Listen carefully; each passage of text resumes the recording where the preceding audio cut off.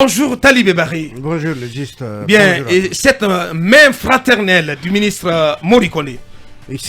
Bonjour Emmanuel. Bonjour. Bienvenue. Bonjour. Ouais. Vous allez prononcer les trois sur ce sujet. Oui, cette main fraternelle, mais qui bégaye et qui tremblote même. Oh là là, quand même. Comment ça bégaye? Comment ça tremble? D'accord. Non, comment ça? De par le courrier qu'on a. Non, mais les gars, mais vous avez le don de dober surtout, quand même. Non, le ministre Morime, il essaie de rectifier le tir. Ah. Mais non, il envoie un nouveau courrier aux acteurs, à ceux surtout qui boudent le cadre. Il leur demande de venir et de ramener toutes les questions qui les fâchent au sein du cadre. Et après, vous n'êtes pas content. Mais c'est le contenu du communiqué qui pose problème. Après, vous êtes là mais à épiloguer surtout. Non, c'est le contenu. Non, mais c'est très grave. Non, il va vous démontrer, c'est le contenu. Non, mais vous ne pouvez pas vous permettre. Non, mais écoutez, c'est un ministre de la République, il faut qu'il soit réceptif aux critiques et aux observations. C'est ce qu'il a fait. Non, apparemment non. Mais si. Laissez Talibé déchiffrer le communiqué. Mohamed, c'est ce qu'il a fait. Voilà. C'est quand même... Allez, vas-y. C'est le ramadan, mais vous voulez nous soumettre à une sorte de vidange énergétique. Bien, oui, on y va. On parlait hier de ce fameux courrier qui a été envoyé, dans lequel on ne savait pas s'il s'agissait du cadre de dialogue ou du cadre de concertation. Alors, le ministère de l'administration du territoire s'est fendu d'un communiqué de presse hier qui a été envoyé tard à la presse, la première version, parce qu'il y en a eu deux finalement. La première version de ce communiqué, en tout cas, nous a été envoyé à 22h25. Là-dedans, on dénombre beaucoup déjà de coquilles, comme c'est souvent le cas.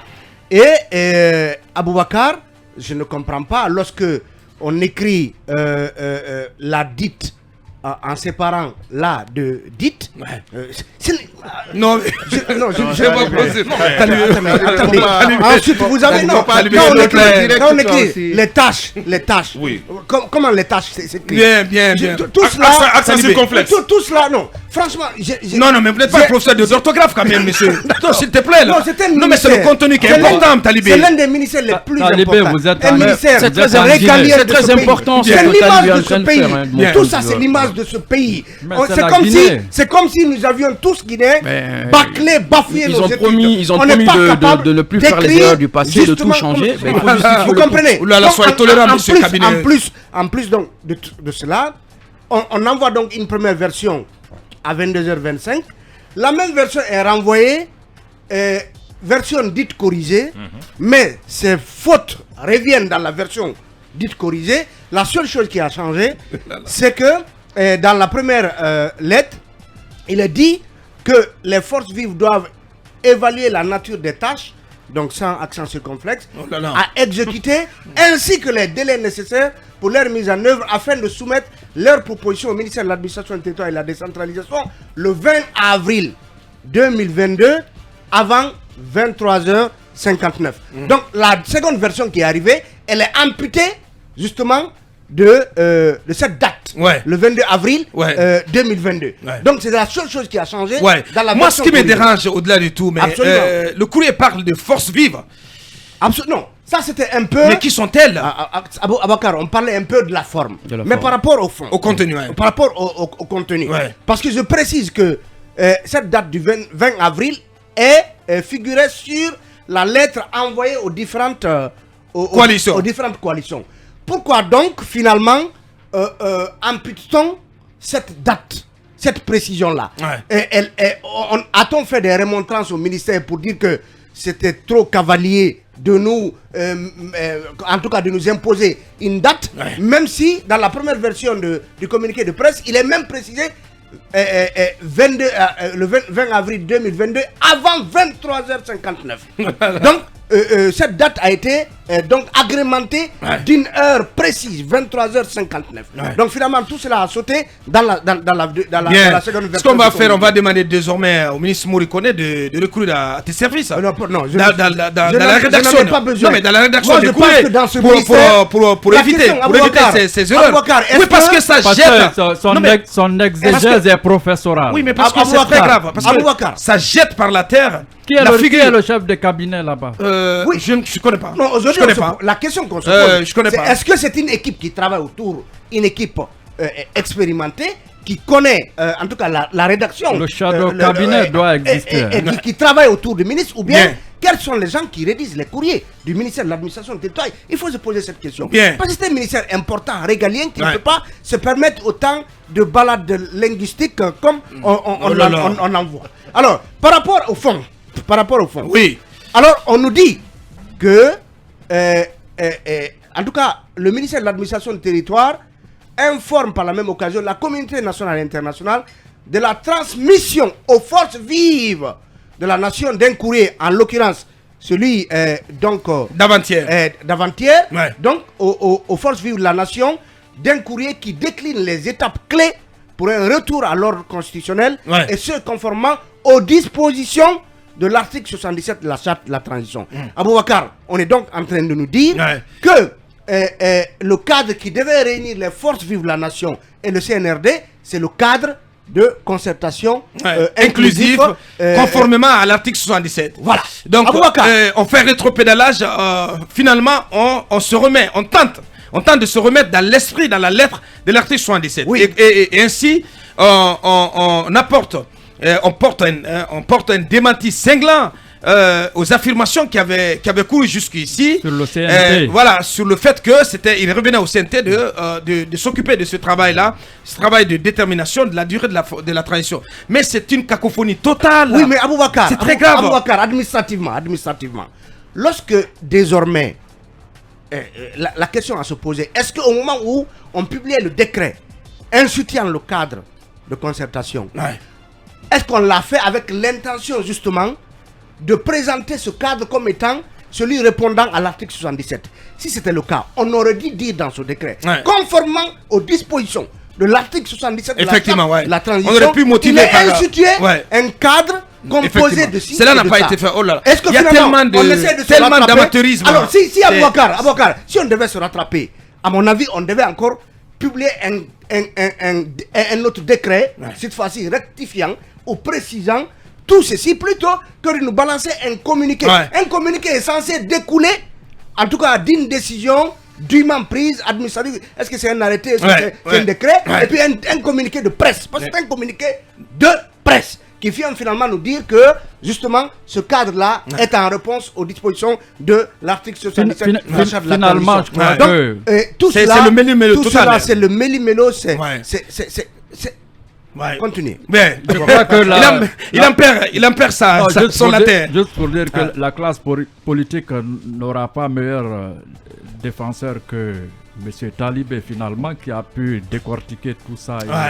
La question... Je ne défends pas la classe politique. Je ne le dis pas. Non, je défends... C'est un principe républicain. C'est ça la transition. La charte de la transition dispose... Allez-y, allez-y, cabinet, monsieur le politiste. Il y a quelle chance que cette même fraternelle, parce que c'est le communiqué qui le dit, le ministère tend une main fraternelle à tous ces acteurs sociopolitiques, parce qu'il n'y a pas que les politiques, il y a aussi les acteurs de la société civile réunis, notamment au sein du forum du forum de la société civile, qui boudent ce cadre. Il y a quelle chance que cette main fraternelle soit saisie? Du moment où les partis politiques comme l'UFR, l'UFDG, le RPG, le FNDC est boudé, et le cadre du fait donc de... C'est quand même, on peut estimer à 90% des forces vives du pays. Absolument. Vous savez ce qui... C'est quatre entités. Absolument. Le RPG Arc-en-Ciel, l'UFDG, l'UFR et le FNDC. Le FNDC, les partis politiques qui ont boudé donc ces concertations représentent à près de 80% de l'électorat guinéen quand on regarde un peu les dernières élections, ce qui laisse croire donc que le fait qu'ils ne soient pas partis à ces concertations-là pourrait entamer vraisemblablement la légitimité de l'acte qui découlera de ces concertations-là. Et la conséquence directe, c'est justement le fait que l'on ne pourrait pas utiliser les conclusions de ces concertations-là comme étant celles des concerts, disons, celles de l'ensemble des forces vives. Oui, une émanation de l'ensemble des forces vives. Oui, parce que le CNRD risque de se prendre une gamelle en pleine figure auprès de la CEDEAO. Parce que le document, les propositions qui sont envoyées, mais seront retoquées. Absolument. Cabinet, ça passera pas. Ça ne passera pas. Oui, parce que ce n'est pas inclusif. Du tout. C'est pas consensuel. Du tout. Voilà, pas du tout. Je crois qu'il y a un problème dans la démarche. C'est qu'on a l'impression que le CNRD et et le gouvernement ne se bougent que quand on les met la pression. Je ne comprends pas encore une fois cette difficulté. C'est dit Alpha Condé un peu, sans Alpha Condé. Parce que même quand on regarde un peu le fait qu'aujourd'hui qu'on dise donc c'est les forces vives qui vont déterminer la durée de la transition, alors que pendant 7 mois on a continué à nous dire, le président de la République, le secrétaire général de la présidence de la République récemment sur RFI a dit que c'est le CNT qui va donc déterminer la durée de la transition. Le CNT a d'ailleurs intégré ça dans sa démarche, alors que la charte qui est donc la constitution. Mais depuis hier, le CNT se rend à l'évidence que ce travail mais lui échappe désormais. Oui, il y a un débat là-dessus au sein des conseils nationaux, mais un débat terrible. Les gens sont amenés se rendre à l'évidence que ce travail, mais conformément même à l'article, à l'esprit et à la lettre de l'article 77, qu'il y avait magouille, il y avait supercherie là-dessus. Oui, voilà, mais je pense que ça aurait été de l'usurpation si le CNT s'était accouboté sur l'idée selon laquelle c'est lui qui devait. Oui, mais c'était ça la chanson. Et à la fois, c'est un travail de trop pour le CNT qui doit écrire la constitution. Le CNT est là pour légiférer. Exactement. Allez, mais le travail essentiel qu'on attend du CNT, c'est de travailler sur la constitution et toutes les déclinaisons en termes de loi organique, etc. Absolument. Qui vont en découler. C'est ce qu'on attend du CNT. Il y a aussi le travail de la réconciliation auquel le CNT devrait s'atteler. Je pense qu'on avait. Mais quand on regarde, non, mais l'article 77 le dit. L'article 77 le dit, parce qu'on a ajouté quelque chose de plus. L'article 77. Mais la question de réconciliation. L'article 77. Non, de la charte. Non, là, vous êtes en train de vous amener les personnes. Ah non. L'article 177, c'est sur la durée de la charte. Non, la charte le dit plutôt. La charte le dit plutôt sur ce qui porte sur le CNT, les missions relevant du CNT, la question de la réconciliation, leur incombe donc aux conseils nationaux. Donc, ajouter à leur travail là la question de détermination de la durée de la transition, c'est très bien parce que ça mettait le CNT dans une posture importante, donc un organe important. Un CNT qui met 2 mois à produire un rapport de 10 jours de mission à l'intérieur du pays. Un cabinet. Mais le CNT attend l'avant-projet de la Constitution. Ça doit venir du MATD. Ah non, après validation du Conseil des ministres. Bien sûr. Lisez très bien. Il faut bien, oui, je suis d'accord. La page 21 et 22 de ce fameux document. Je suis d'accord, Mohamed. C'est une arnaque totale. Mohamed, mais il faut bien qu'il y ait un avant-projet. Il faut que ça soit rédigé par le MATD. Et que ça soit validé par le Conseil des ministres. Mais c'est du jamais vu. Oui, Mohamed. Un avant-projet de constitution validé par un Conseil des ministres. Aboka, c'est de l'arnaque pure et simple. Comment ça? Non, Mohamed, c'est pas possible. C'est pas possible. C'est normal. Lisez correctement. Oh là là, Mohamed. Lisez l'arnaque. Ce n'est pas un document, c'est l'arnaque. Lisez. On en reparle là demain. Oui, vous continuez. Non, je disais que tout ce méli-mélo là ne participe pas en réalité à assurer la confiance. Et à offrir une lisibilité sur la conduite de la transition. Parce qu'il y a une chose qui me paraît importante, c'est que en fait la classe politique, aussi vrai qu'elle recuse le format donc du cadre qui lui est proposé. Mais ce qui est au-dessus de ça, c'est en réalité ce manque de confiance dans la façon dont le CNR2 se comporte, ce qui entame naturellement donc le fait qu'aujourd'hui qu'on pense qu'il y a des arrière-pensées dans la démarche. On attend 10 jours avant le deadline de la CEDEAO pour envoyer des courriers, parce que ce que je trouve par contre pas intéressant, c'est que le monsieur Chiakabari ait dit le jour de l'ouverture des concertations qu'il ait exhorté le Premier ministre à aller vers ceux qui n'étaient pas là, donc les amener autour de la table. Mais le ministre Mori Kondé se permet juste d'envoyer un courrier où les gens doivent cocher comme si c'était des étudiants. Mais je ne vois pas comment les gens se prendraient aussi au sérieux comme ça, parce que monsieur Bayo qu'on a eu ici avait dénoncé cette forme de faire. On vous convoque comme si vous étiez des étudiants, on vous dit faites ça, faites ci, faites ça, faites ci, alors même que le travail devait être celui de les amener autour de la table pour éviter que ces gens ne se voient comme étant ceux qui reçoivent des injonctions de la part. Bien, on va rester là-dessus. Voilà. Avant de donner la parole à Emmanuel et aux autres, cette transition réclame taille qui est quand même assez importante. Déjà, ce n'est pas un courrier, c'est un communiqué. Et quand vous regardez les réactions qui ont découlé du lancement de ce cadre de concertation inclusif, des recommandations. Dis inclusif, faut pas dire comme ça. D'accord, dis inclusif. Des recommandations ont quand même été formulées à l'endroit du MATD, à l'endroit du Premier ministre, comme quoi, quand vous regardez, moi, ce que je considère une interpellation sérieuse de Siaka Bari, c'était d'aller vers les leaders qui ne sont pas venus, d'aller les convaincre. Effectivement. De prendre son bâton de pèlerin, parce que ce que Siaka avait demandé, en s'adressant au Premier ministre notamment, c'est de bouger, d'aller physiquement vers eux, d'organiser des concertations. Il fallait bouger, voilà, parallèle avec parce eux. Que tous ceux-là qui ont décidé de boycotter ont présenté chacun des griefs. Effectivement. Donc ils ont des arguments, ils ont des éléments. Et on ne peut pas échanger avec eux par courrier interposé. Il faut se déplacer pour venir les entendre. Sinon, il faut les inviter pour les entendre. En tout cas, ce n'est pas par communiqué interposé. Parce que ça, quand même, c'est à la limite, c'est un manque de respect. Moi, je dis, Mori Kondé ne peut pas vouloir assurer Cellou Dalein à travers ça. Ce n'est pas possible, c'est un ancien Premier ministre. Il a géré mieux que Mori Kondé dans ce pays. Il ne peut pas s'adresser à... Non, je suis désolé. Il a géré mieux que Mori Kondé dans ce pays. Mori Kondé, c'est en train de gérer là. On parle d'un ministre par rapport à un Premier ministre. Un ancien Premier ministre. Mohamed, attention. Nous parlons d'un ancien Premier ministre. Oui, mais ne coulez pas au pilori, Mori Kondé. On n'est pas au pilori là. Non. Kaba, c'est mon point de vue. Oui. C'est mon point de vue. Qui ne passe pas. Non, Mohamed, de toutes les façons, tu ne peux pas les mettre sur la même balance. Honnêtement. C'est pas possible. Mori Kondé n'a encore pas géré la primature, à ce que je sache. Il doit du respect même à un ancien Premier ministre, fut-il ancien ou actuel. Il est en train d'apprendre. Il lui doit du respect. Et l'autre chose, c'est quoi? C'est que c'est quand même, ça ne devait pas être finalement étonnant parce que, comme on le dit, tout beau, tout nouveau, c'est pas toujours tout bon.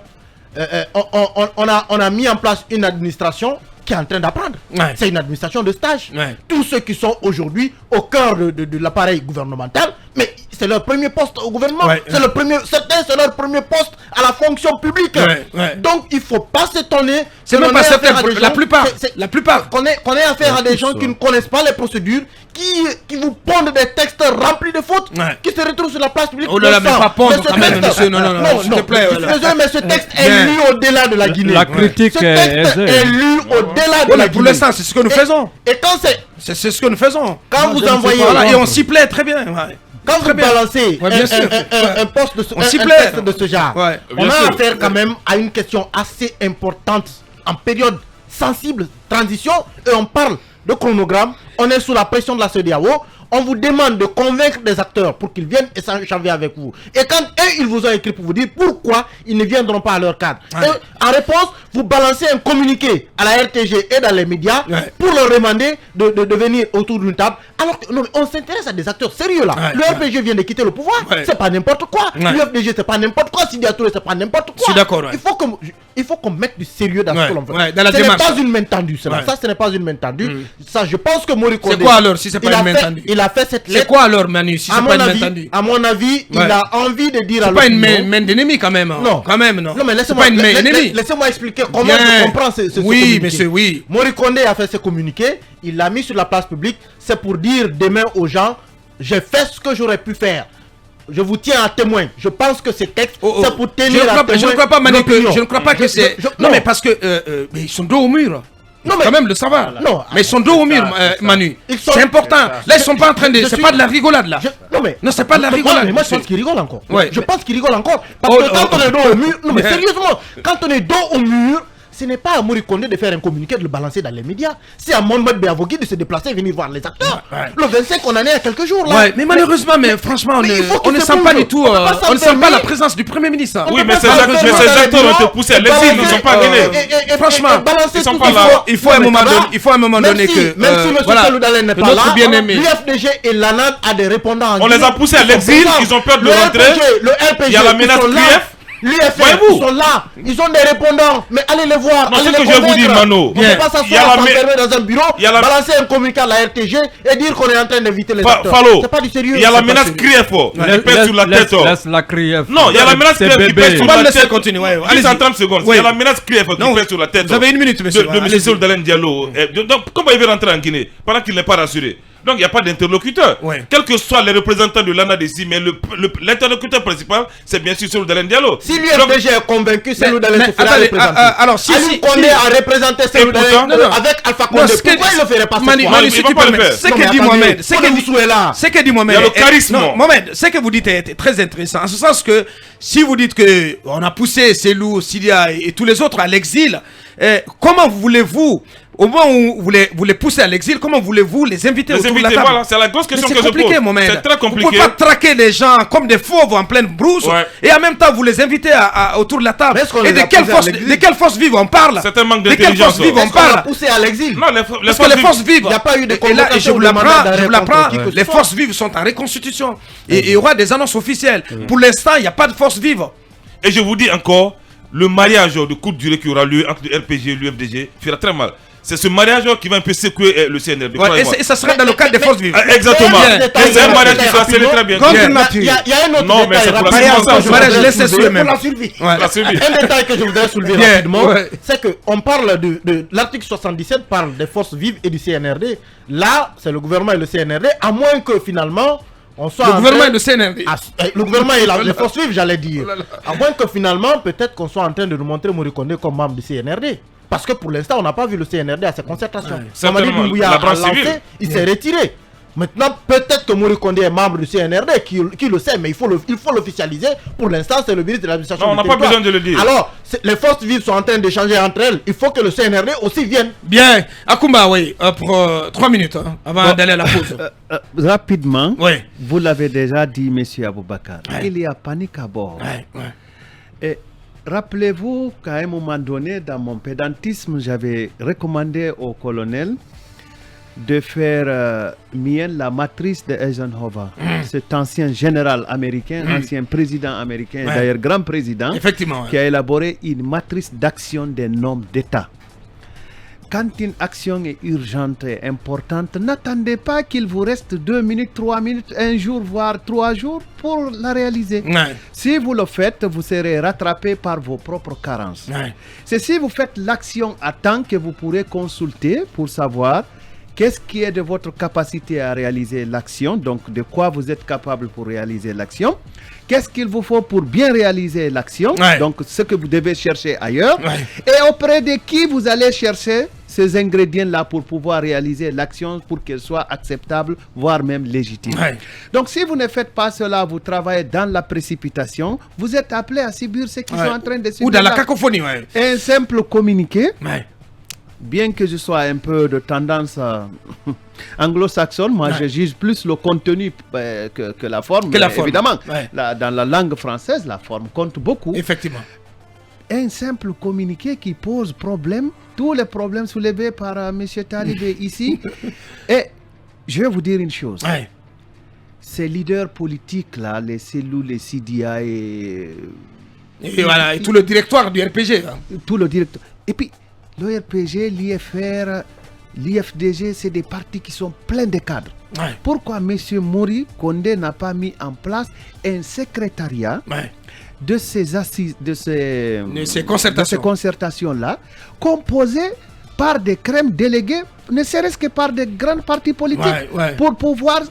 Il faut qu'un chef ait quelqu'un pour lui tirer les marrons du feu. Bien sûr. Il ne faut pas que le chef s'expose. Et là, monsieur Mori et monsieur Mori Condé s'est exposé parce qu'il n'a pas... Peut-être que ce qui est à faire, c'est de renforcer Mori. Peut-être qu'au sein du gouvernement, au sein du CNRD, il faut penser à renforcer Mori dans la conduite de ce cadre. C'est important. Un comité interministériel pour cornaquer ce cadre de concertation. Ce communiqué va plus gêner un Robert Sarah. Ce communiqué va plus gêner un Lansine Kaba. Ce communiqué va plus d'ailleurs mordre un Tcherno Monembo. Et j'en passe. Bien. Jogbelemou Togba, Ali, ils sont là, mais mettez-les sur place, faites-les travailler. Merci ils ont étudié pour servir la Guinée. Merci Akoumba. Colère saine. Là, on est obligé de s'arrêter là. On va revenir pour continuer ce débat, continuer donc à se poser des questions sur cette attitude, cette cacophonie notée dans la démarche du CNRD.